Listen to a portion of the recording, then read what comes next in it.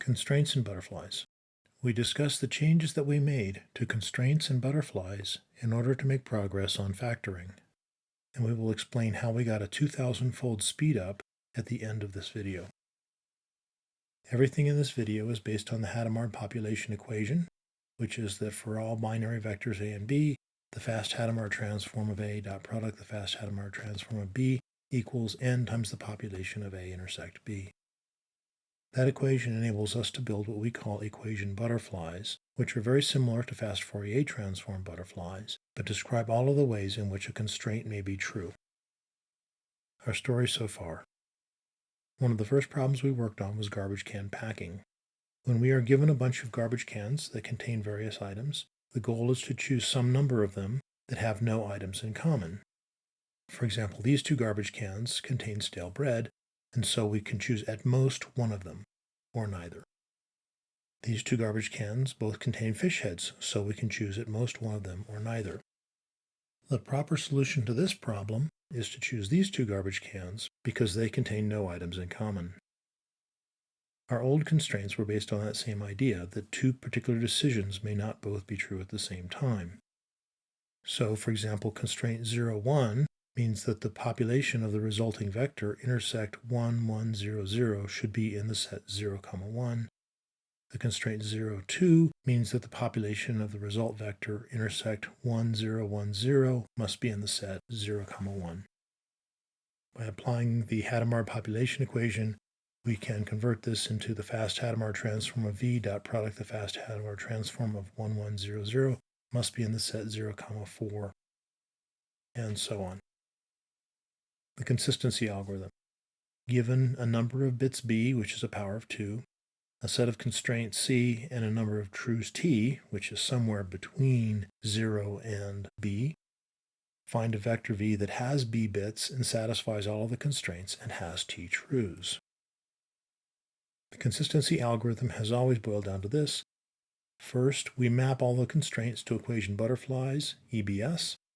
Then we intersect the equation butterflies to get a solution butterfly, SB. Then we choose a valid Hadamard vector from the solution butterfly to create a solution.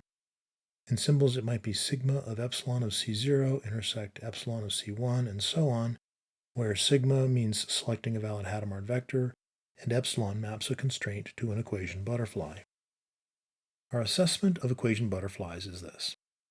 Once we figured out how to represent the two different total sums correctly, they work. Plugging in the Sylvester transform of any valid binary vector always gives correct answers. And intersecting equation butterflies works for small butterflies, say butterflies with 4 or 8 decisions. However, intersecting butterflies and selecting valid Hadamard vectors out of larger butterflies has always been a problem. And in particular, once they get to size 16, in general they fail. It still seems like our original constraints should work, but they haven't. The problems are deep, and it's possible that we were just moving the ors in the problem around. One lesson we learned was that constraints or equation butterflies should have at most one total sum. We also learned that the equation butterfly structure is key. When we project out the Hadamard values, we destroy the rest of the structure, and that structure is vital to finding correct solutions. When we realized this, we had to update our applications. The new constraints look like this. A constraint has a set of indices into the resulting vector, and the sum of those bits must equal a certain population. So, for example, the constraint 0, 2 equals 1 means that the population of the resulting vector intersected with 1, 0, 1, 0 must equal 1. The constraint 1, 2, 3 equals 2 means that the population of the resulting vector v intersect the vector 0, 1, 1, 1 must equal 2, and so on. Using the Hadamard population equation, we can convert those constraints into the following form, which enables us to build equation butterflies. Factoring is solved like this. We have a matrix of cells. This is essentially classic binary multiplication. The bits of one factor, A0, A1, and so on, going in the right.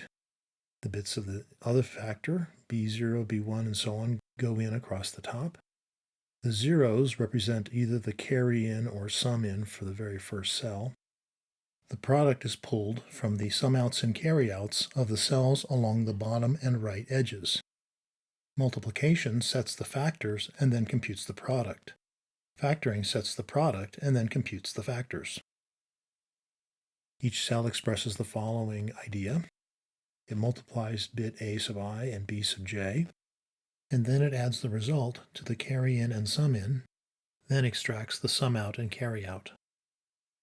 There are 16 states based on the 4 input properties. The output properties, sum out and carry out, are strict functions of the input properties, so they do not affect the number of states. Consider saying that the carry out of cell B must equal the carry in of cell A. In our old model, we used binary constraints to prevent pairs of incompatible decisions. We prevented the carry out from being false while the carry in is true, or vice versa, for each pair of decisions that could conflict. The black dots represent the decisions where the carry out or carry in is false. White dots represent the decisions where carry out or carry in is true. For example, one constraint might be that decision 17 and decision 34 may have at most one true. One downside is that this mapping required about 128 constraints per relationship between two cells. In our new model, we require that the number of decisions that are true equal 1 amongst all the cell B carry out equals true decisions and all the cell A carry in false decisions. So one of these 14 bits must be true.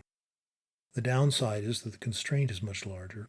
However, we only need one constraint per relationship between two cells. Garbage can packing requires that we add one new virtual garbage can for each distinct item. So to model the fact that the first two cells may not both have stale bread, we require that the number of trues in these 3 decisions equals 1. To say that the garbage cans with fish heads may have at most one can selected, we add one virtual garbage can and say that exactly one of these 3 garbage cans must be true.